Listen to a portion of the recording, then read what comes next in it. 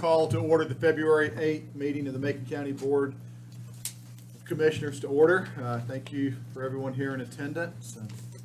Hopefully it'll be a quick night due to our budget kickoff meeting earlier this, I guess it was last Thursday. We took care of some business there, and hopefully tonight will progress well. Any announcements? Crickets? Crickets. All right, let's all stand to observe a moment of silence. I'll ask Commissioner Shields to lead us in the pledge. Mr. Chairman, I guess Derek can speak to it real quickly. We did lose a current county employee since we last met. So, Derek, if you want to mention that. Steve. Yes. Yeah, Steve Pitts at the garage passed away unexpectedly. Didn't know that. Huh. Yeah, last month. So just keep his family in your prayers. Sure. And your thoughts. So.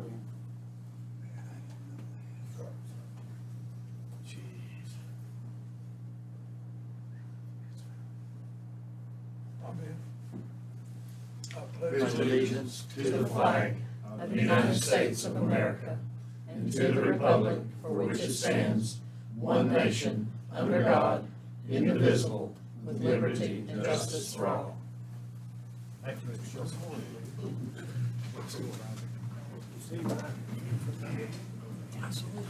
No public hearings tonight. We were brought on to public comment period.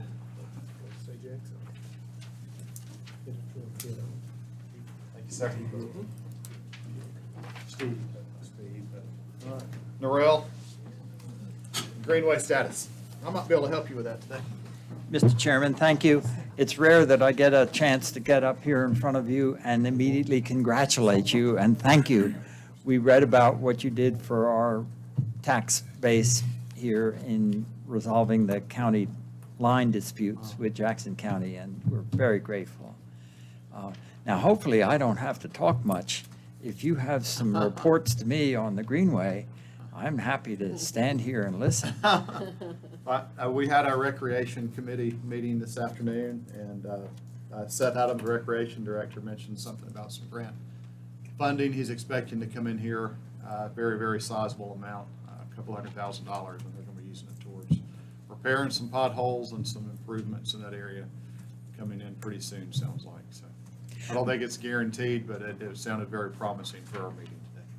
Well, believe it or not, the ditch diggers' furrows that were put into the macadam, they've been there now since 2004, when it tried to clean up from the Peaks Creek disaster. But so you want me to just bide my time and stay? You're welcome to speak. I was just going to tell you what I knew. Sounds like there might be some help on the horizon. We're certainly looking forward to it. Now, I don't want to stand here all alone and bore you with my gesticulating hands. I have brought a helpful tool. Can all of you see it more or less? Sort of. Okay, this is demonstrating the parking lot at Fox Ridge, Suley Marsh. Everybody with me? You come in here, and Jerry and Terry took it upon themselves to finally get the cars off of the Greenway. They have erected a gate that they can unlock when they're going to do repairs down there. And they've designed a little through that people can walk or bike or roller skate onto the Greenway. And have any of you been out there to see that? Well, the gate is enough so that a car won't get in. So it was a very good move. However, this forces people, unless you're just walking, to come into the Greenway proper.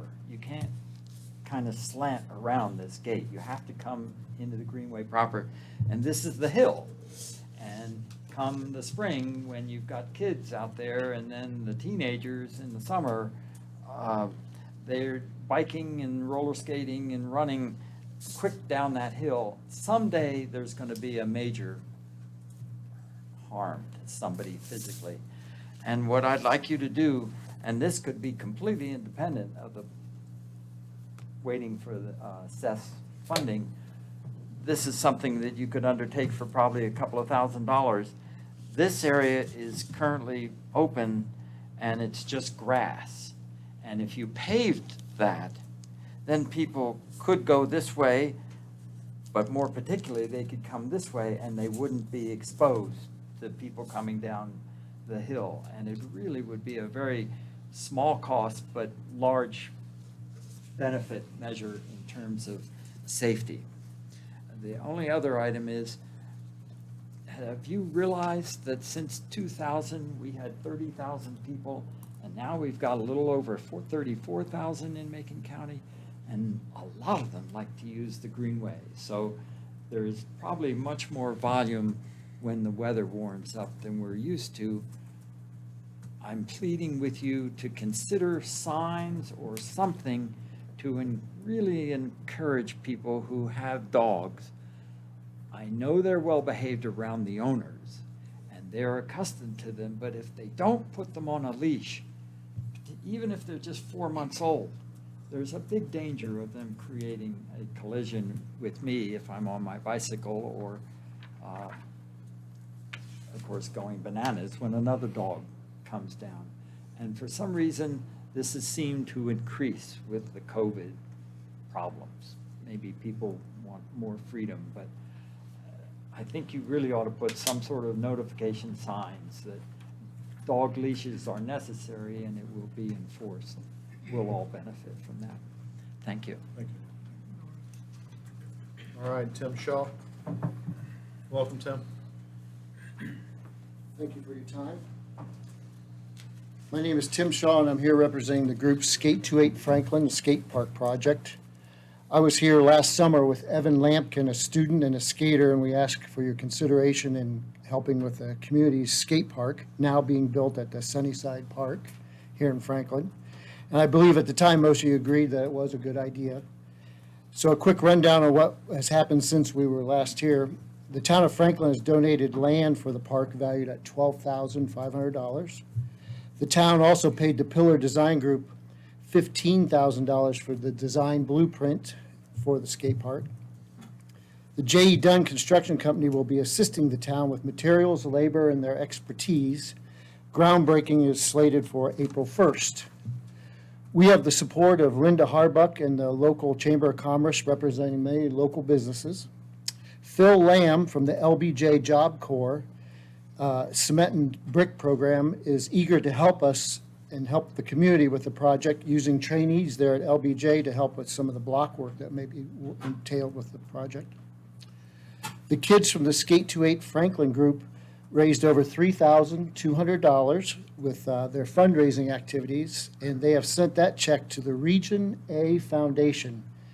And that is a 501c nonprofit that the town and we have partnered with to take donations.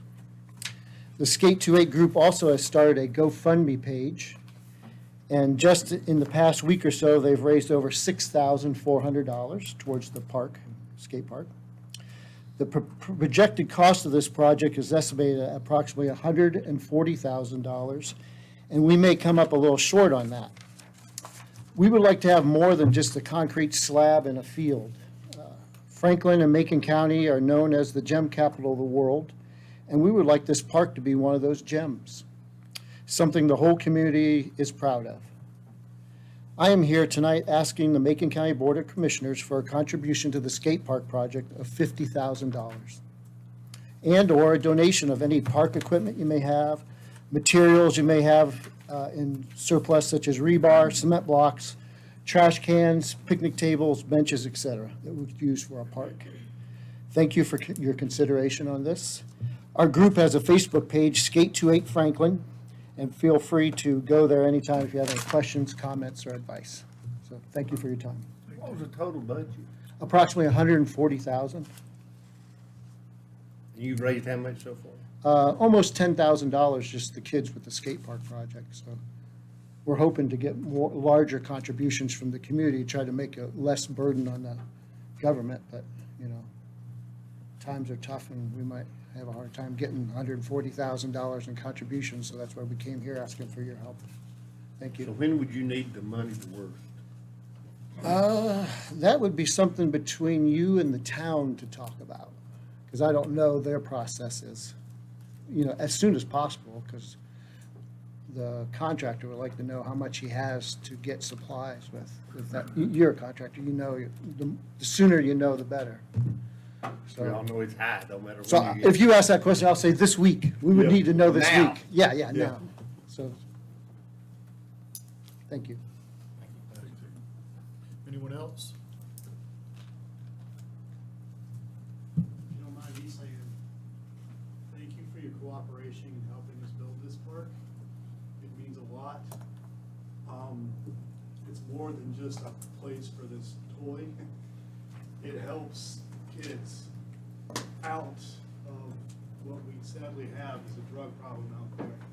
I've had to work at hotspot part-time due to the COVID situation. I've seen firsthand what it has done. It's not good. And these are good kids out there who found nothing to do in their teenage years. And then so they got into that. And I mean, these are good kids out there on the street right now with these drug problems, and it can be prevented. And we do such things as create skate parks, bike tracks in the possible future. And gives them something to do, and it diverts their interest from that. Tim, So who's anyway, your main contact at the town? I'm sorry. Amy Owens. Amy Owens? Yeah, she's the. I know Amy. I just wanted to Okay. say and give you a big thank you for this. Thank you. All right, any additions to the agenda? We get a motion to, anything, Mr. Manager? Motion approved, Mr. Got a Chairman. motion by Commissioner Higdon, Second. second by Commissioner Young, all in favor? Aye. Reports, presentations? Right on, I like it. Old business, update on and consideration of request from the Niquosi Initiative. Mr. Manager, Derek Rowland. Thank you, Mr. Chairman. As you'll notice in your agenda packet, did receive a letter from the Eastern Band of Cherokee Indians. Just before we get into it, to reiterate, this board had requested some things from the presenters of Niquosi Initiative to kind of verify support from partner organizations such as the Eastern Band, Mainspring, and the town of Franklin.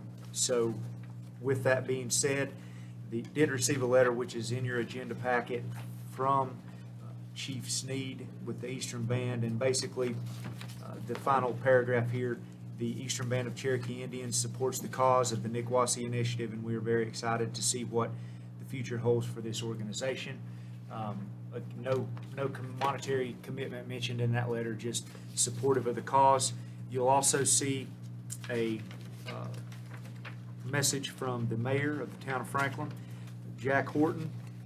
It has attached on town letterhead an email response from the town attorney, John Henning, that had sent on February 1st some requests to the Niquosi Initiative. Particularly, he would like the town here in this correspondence from their attorney, inform Niquosi Initiative they would like to see the bylaws returned to the earlier model, which partners from different organizations were included, namely the 2 members from each board, Macon County, 2 members from Macon County, 2 members from the town of Franklin. Evidently, that was in the previous bylaws. They had requested to return to those bylaws. Also, they had requested that, and they say here in the letter, in order for the town council to feel confident in meaningful partnership in the initiative, the bylaws must be amended to require consultation and to require board consultation and approval prior to the most significant decisions. That's them requesting the Niquosi Initiative to inform the town board prior to making these decisions. Lastly here, they highlight the fact that the bylaws should be amended to require at least those bylaw provisions expressed herein may not be changed without the approval by the partner entities themselves. So that is some requests that the town attorney had written to the Niquosi Initiative. They did attend the town board meeting last night on February 7th. I spoke with Amy Owens, town manager, just before this meeting, and no, the town did not approve a formal letter of support at that meeting for the Nicoasi initiative. I have not yet received a letter from Mainspring, and that is the three organizations that this board had wanted to see some justification or some support from, and that is the latest update. Well, Mr. Chairman, I think I was the one that made that motion, and from what the report of the county manager, I don't see where it's met the criteria of the motion that was passed unanimously with this board. So I think that it's up to you, Mr. Chairman, but I would table that until we receive further information. Refresh my memory, did we put a timeline on that, or should there be? No, we just said upon reception of Well, they were those three entities. They were telling us that the deadline was January the 15th. Yeah. And I thought last January the 15th, that's a damn mute. But here we have three, we requested those three entities. We wanted to see their support, and not only don't we see it, we see another set of regulations that they're asking for. So I think I don't think it's met what this board passed, Mr. Chairman. I'm sorry. I don't have the others feel. You need action on that motion or action? Just Tell table me, it. Mr. Chairman. It's up, the chairman can table it, it's up to him. Mr. Manager, what do you think? Do we? I mean,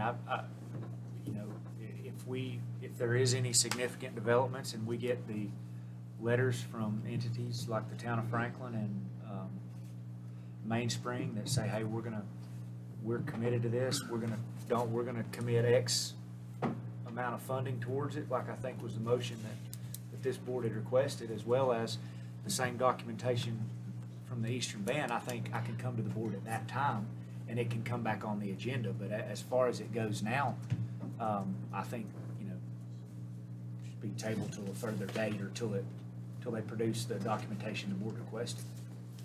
Is that a motion? I don't think we need to. No, you don't need a motion. Chairman can declare that. Should roll on. Okay. Let's move forward. Thank you for the update, Mr. Manager. Moving on to any other further old business? Moving on to new business, consideration of revised fire district map for Franklin Fire and Rescue. Emergency Service Director, Mr. Warren Cave. Thank you, Mr. Welcome, Chairman. Warren. Thank you. I have a couple of color copies of this map, as you can look a little closer. What I had in the agenda package, paper was expensive, I only brought. You can look at mine, Mr. It's colored. Franklin Fire and Rescue has actually completed the substation that they've been working on. We've discussed it about 2 years or so out off the MP&L loop. They've actually got it in service, and what we need to do is we needed to adjust our insurance district maps, not necessarily our sponsor maps. They're still serving the same area, but the areas inside that changes based on the protection classes that those folks will receive. Based on that station being in service, there's 931 parcels that can be affected depending on what's on the parcel, that will either go from a Class 10 protection down to a Class 6 or go from a Class 6 down to a Class 4. So there's a pretty large impact with that station. So the process is for us to approve this map. We've already sent the package to North Carolina. They will approve it pending our approval. And then within somewhere between 90 days to 6 months, those folks should start being able to see some changes to their homeowners insurance. The areas that it affected most, and I know those are, if your eyes are like mine, it's hard to see those little bitty areas. Onion Mountain, upper part of Holly Springs, all of those came into that protection class 4 for the most part. Onion Mountain went to a Class 6 because that place was a Class 10 before, so sometimes they couldn't buy insurance. Sanderstown, all that through there got the lower rating, which is going to go to protection class, a lower protection class. And then we had some areas out off of Piney Grove Road, the Butterfly subdivision out there at the very end. Those folks were protection class 10, and a lot of them couldn't buy insurance. So now they're going to be in a lower rating. So it's a good thing for all those folks. So tonight I'm just asking for approval of the map as indicated, and we'll submit it on North Carolina. Is that government property, is that what that? Yes. Yeah, if you look there, the dark green is the lower protection class. The lighter green will be the protection class 6. And the gray areas, there's a couple little small gray areas on there. That's protection class 10. So you'll see that we have very, very few of those left anymore. which is what we want. We get a motion to approve the amount, please? So moved. Second. All right, we've got a motion by Commissioner Young, second by Commissioner Shields, all in favor? Aye. All right, appointment of local firefighter relief fund trustees. Very quickly, fire departments receive annually a little bit of a percentage of homeowners' insurance premiums back to them. It's a very small amount. Most of them will collect $1,000 or less a year from insurance companies. Insurance companies calculate an amount based on the areas that fire departments serve. Each county gets a dollar figure, and then they divide it up based on the areas that they serve. So the dollar figures vary from department to department. Those funds can only be used for things like scholarships for their members, accident or sickness type insurance policies. There are some hardship ways that if you have a member that's sick or ill or has some medical issues, you can help with those expenses with that fund. Most departments will have very little money in that fund. They'll, like I said, some of them will get $1,000 a year, $2,000 a year, somewhere in that neighborhood. But the way that money is funded to them, they're required to have a separate board. It can't be their board of directors. It can't be anybody else that approves how that money is spent on those policies. And occasionally, we have to go through and we have to update their members that are on that list of their board. So at this time, Mountain Valley Fire and Rescue asked us to put Ms. Joyce Carpenter and Jill Picklesheimer on their board for their local Fireman's Relief Fund and the members that are approved by you all. And Colasage Gorge Fire and Rescue asked us to put Robert Henry on as a representative on their board. So tonight, I'm just asking for approval for those names that they've submitted to us for that local Firefighters Relief Fund board. Motion to approve the names as presented, Mr. Chairman. Motion by Commissioner Bill to approve the names, second by Commissioner Shields, all in favor? Aye. Thank you. Thank you, Warren. Thanks, Warren. All right, consideration of bond agreement regarding Mountain Breeze subdivision. Planning Director, Mr. Joe Allen. Welcome, Joe.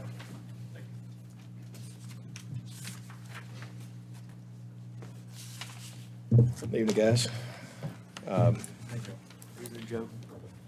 In lieu of completion of all the improvements of Mountain Breeze subdivision, Old Mud Creek LLC, which is Mr. Scott Cole, who's with us tonight, has requested to enter into a bond or performance guarantee agreement with Macon County pursuant to 159.24 of the subdivision ordinance. The remaining uncompleted improvements include 250 feet of paving, estimated at $15,120, and 5 shared septic systems, estimated at $25,700, for a total of $40,820, plus our 125%, which would bring the total to $51,025. Was there a bond on the previous work that was done? No, there's no recorded lots yet, so he's not had to bond anything yet. He's wanting to record the lots and the improvements are not done, so this is his way to record the lots.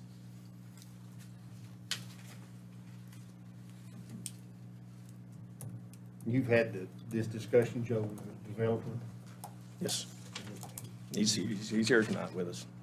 Yes. You good, Scott? Yes, I'm fine, thank you. Motion to approve. All right, we have a motion by Commissioner Higdon to approve the bond agreement. Second. Second by Commissioner Young, all in favor? Aye. Thank you. Yes. Thank you, Joe. Yep. All right, consideration of change order number 14 on the Macon Middle School renovations project. Recently retired Mr. Jack Morgan. See, Scott. Working for free. Hey, man, Mr. Free. Yeah. How you guys been? Hope everybody been okay? I heard we got a job open if you want to apply. All right. Anyway, getting this change order. We're moving right along with the renovations at the Macon Middle School. We're in the next to the last phase. So as usual, we ran into some problems. Most of them are very small. The biggest one that I'd like to consider is number 13. Roof leak. Roof leaks. If you're familiar with that northeast wing, what they call the 95 wing or the back wing addition, the classrooms in the hallway have extremely high ceilings. Well, those walls poke up through the flat roof above, and then they've got a flat ceiling on top of that. Well, there's brick on top of the roofing material faces that wall. And when we renovated that wing, there were some ceiling tiles stained. We thought they might have been old, so we chased down roof leaks and put new tile in. And then when we had that driving rain here a month or so ago, that wind-blown rain that weekend, we went in the next day and there was wet ceiling tiles. So we discovered that the brick that's laid up there, that doesn't go any farther than the roof, didn't have any flashing under it to divert the water. And the leaks have been there before because the weep holes, someone's coffee was full, thinking that's what it was. So it's brick, it's very porous, it's, the mortar work is not good because nobody sees it unless you go up to the roof. You probably didn't even know it was up there. But the only way us and the architects could come up with some way to fix this would be just glaze it with ephes all the way around it, because it is weather sealed. And it will look pretty good if anybody wants to look at it. It'll also add a little bit of insulation to that because you have to put foam and then the synthetic stucco over that.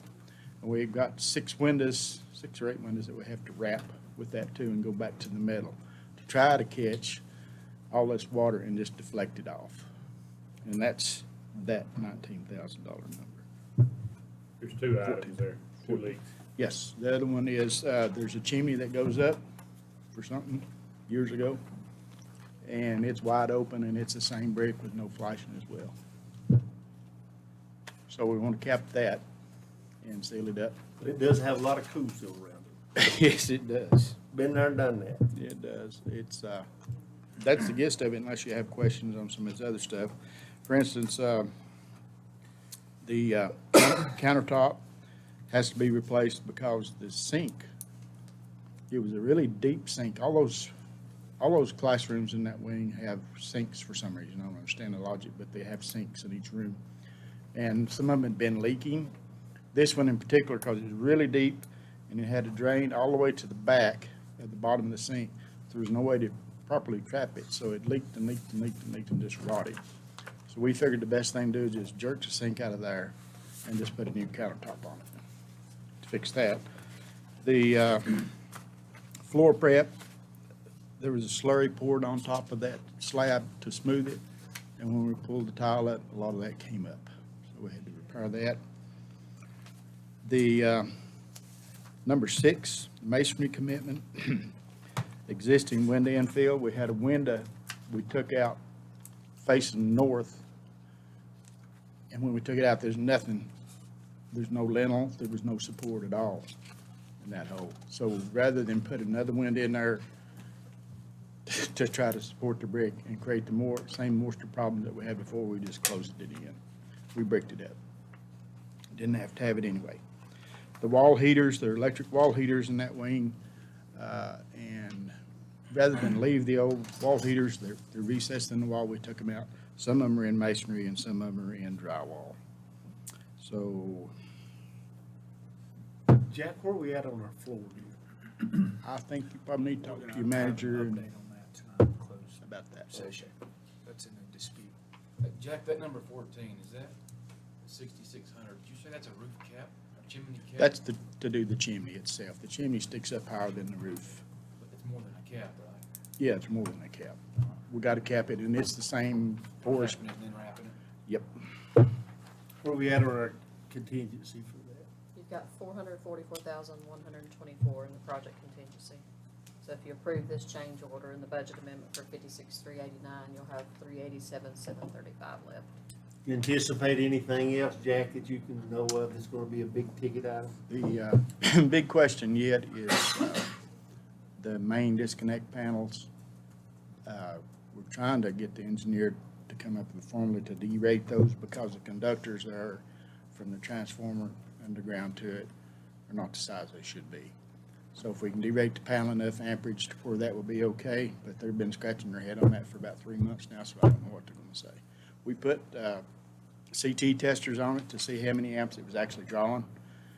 And we left it on there, supposed to be on for 3 months, and the power went off, and they didn't have backup batteries. So we had to start again, but we just took them off in 1st of December, I think. So we should know, I hope, no. That might be a big ticket item, but the rest of it, we just got one more phase to go. One more wing, the one facing MVI. So I hope we found all the surprises and know what to expect. What about in the cafeteria there? We had a question about that. Mr. Teams did. Oh, the hood. We went through that. We, to shunt all the equipment, which, in other words, when the fire extinguisher system of the hood, cooking hood goes off, it's supposed to turn all the appliances off. Well, they had never been hooked to the hood before, so we didn't hook them back, just the one piece of new equipment we put under it. And fire marshal says we've got to have them all on it, and that was the day before school opened. So rather than not open school or open school without a cafeteria, we just took the extinguisher system out, and the school's not supposed to cook anything that would cause grease-laden vapors to need a fire extinguisher system until we can put it back in and shunt everything when school's out.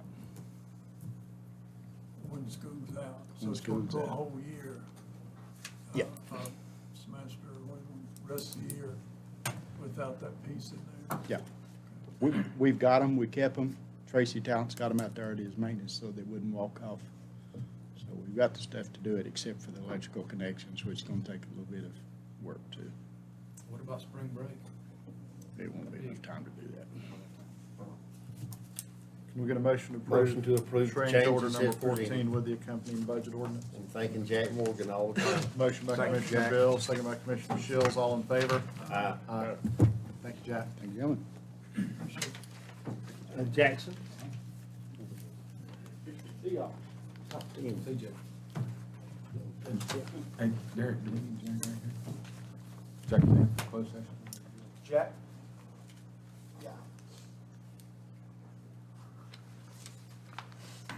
All right.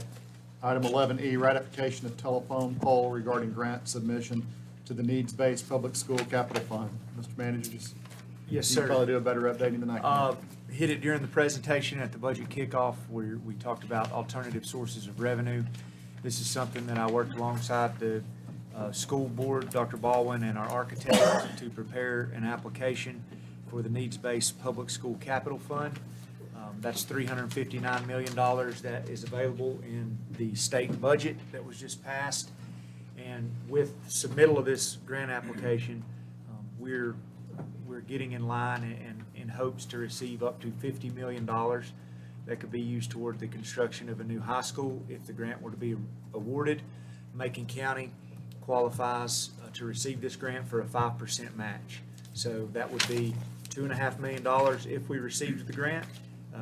If we receive the grant, it's up to you if you accept the grant. So it would be contingent on all those things, but I just received consensus from the board, submitted the application, and just need to ratify that action at this time. And he could be 30 million, it could be It 20 could be million, up to 10 50, million. up to 50, yeah. We'll go to a motion. Make a motion, we. Motion by Commissioner Shields. Second by Commissioner Young, all in favor? Aye. Mr. Attorney, regarding the reschedule public hearings, can we do all these at once, or can we? We're gonna do them all at individually? once, and we do need to schedule, well, we gotta do them in separate. We need to postpone the hearing on the two that were scheduled, and then we need to notice public hearing on the three that are left to go. Okay, so for March 8th, we're going to schedule the public hearing revisions to the building code ordinance. Yes. Can we get a motion? So moved. Motion by Commissioner Bill, second by Commissioner Young, all in favor? Aye. All right.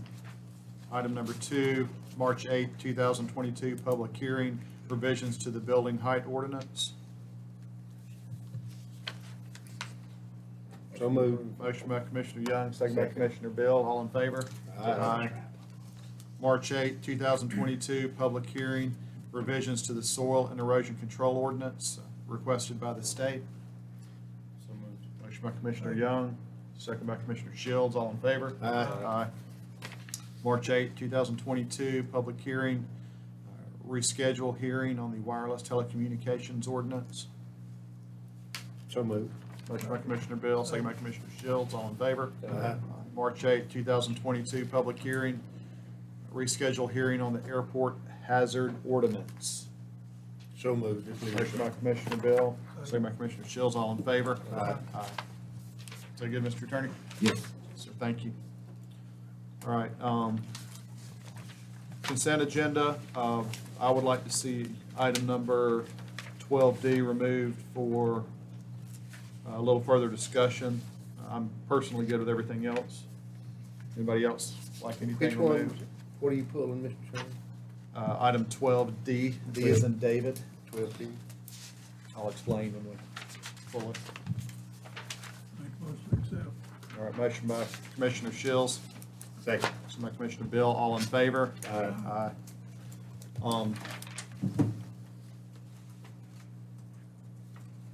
Let me give a little background on this. Of all the people in this county that should be paying their property taxes, it should be this man right here in their seat. I got a letter from our tax office stating that I hadn't paid it, so I pay that in escrow to my mortgage company. So they got a very terse phone call from me this morning to let them know I needed to pay my property taxes because I was delinquent, which I didn't know. So when I was reading the consent agenda, when we got our package, I was like, I've already got my letter and we haven't even approved it yet. So I just want to make sure, it says 30 days, but the 30 days from the time we approve this does not match the 30 days on the date of the letter that I received it. So I just didn't know if our attorney should give us any insight on that or if it even matters in the long run. Maybe it does, I Mr. guess. Chairman. We'll go along with you, we're back in. Motion to pass the hat. I haven't seen your letter, so I guess you forward me your letter. Yeah, I'll send it to you. I just, like I say, it says that we need to approve the letter to be sent out, but in fact, the letter's already been sent. So I didn't know, and it says we need to give them 30 days, but the letter, And the our ledger, approval's not matching the letter, let me put it that way. The way I'm gathering it, unless I'm if seeing you it got wrong. yours, we know other folks already done too. That's right. I mean, that's the problem, the thing is what you're You getting at. catch what I'm saying, Mr. Manager? Yes, sir. Yeah, okay, So that's a correction for the county manager to the tax office. okay. Is, As long as y'all are aware of it and we take the appropriate actions, I don't want it to come back to haunt the county moving forward. And I appreciate y'all passing the hat for me. Mr. Chairman, and again, Counselor, I may be wrong as well, but I think the actual action is to order the tax collector to advertise Advertise the the liens. unpaid Okay, liens. Not necessarily to send the letters, but to send the, once the letters are sent and there's no payment received, then she will advertise those who have not paid. Right. That was my understanding. it says notices regarding this process will be sent to all taxpayers who have a delinquent tax account.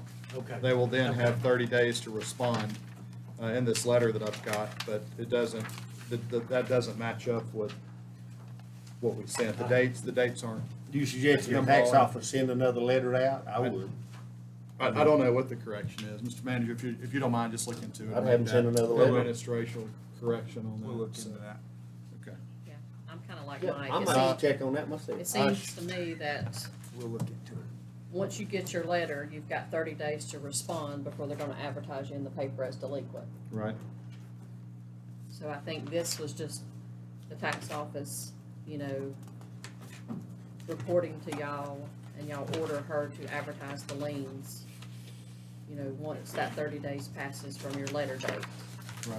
Did your letter give you 30 days Wait, to it respond? says, no, it said by February 28th, you have to Oh. respond. So it's just not him hauling, the Gotcha. dates just aren't jiving. So the date of the letter was what date? I honestly don't know. Yeah. I can't remember. Anyway, y'all just look at, it may be correct now, I may be wrong, and I'll try and get my taxes paid in the meantime. Anything to get your name in the paper, Jimmy. That's right. I'm not even running for reelection. So All right. if you pay them or not. Thank you. Well, So let's it's that- approve the letter. If somebody in mind will make a motion to approve. Are you asking for approval? Yes. So moved. Get a motion by Commissioner Young, second by Commissioner Sills, all in favor? Aye. All right, thank y'all. I don't think there's any appointments. I do think there is need. This may be our quickest meeting since I've been here in 11 years. Mr., did you put the Did you put the letter back in the consent agenda that was just approved, or? We is- approved it separately. Okay. Do we still need to approve the? We approved we approved the consent agenda on a motion by Commissioner Shields. Yes. You got it? Yes. And then we got it. pulled that item, we discussed it separately, and we have since approved it with the understanding that the county manager is gonna make an administration. Yep. Administrative decision on that if need be. All right, then we do have a reason for closed session. If y'all give me the reasons, I know there's potential property acquisition. potential- Attorney-client privilege. Attorney-client Potential privilege. property acquisition and employment, Okay, are we expecting any action? personnel, I mean, Are we expecting any action? no action. No action. I have one attorney-client privilege also, when they put it all in one. All right, can I get a motion to go into closed session? So moved, Mr. Chairman. Motion by Commissioner Bill, second by Commissioner Shields. All in favor? Aye. Aye.